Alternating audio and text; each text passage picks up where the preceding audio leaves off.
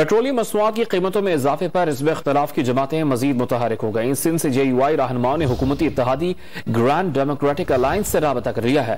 Don news के नुमाइंदे अदनान शेख हमारे साथ मौजूद है। अदनान, बताइएगा दोनों जमातों के राबते में क्या उमूर ज़ेर बहस आए? आज बिल्कुल ये राब्ता हुआ है पेट्रोलियम मसनूआत की कीमतों में और इजाफे के बाद, और सिंध से JUI की अहम रहनुमा की हुकूमती इत्तेहादी जो जमात है DDA से रब्ता किया, जबकि DDA की क़यादत को मौलाना फजलुर रहमान का खुसूसी पैगाम पहुंचा दिया गया है और नून लीग के सदार अयाज सादिक और ख्वाजा साद रफीक का एनकेएम की जो राब्ता कमेटी है उससे रब्ता हुआ है, जबकि बलूचिस्तान से महमूद खान एसएफआई और पीपल्स पार्टी के रहनुमाओं भी राब्ते को सिलसिला है वो शुरू हो चुका है, जबकि पीपल्स पार्टी की बलूचिस्तान अवामी पार्टी को इन हाउस तब्दीली में साथ देने की पेशकश की गई है और बाप पार्टी ने भी मुशावरत के लिए अपोजिशन से 1 हफ्ते का वक्त मांग लिया। जी बहुत शुक्रिया अदनान।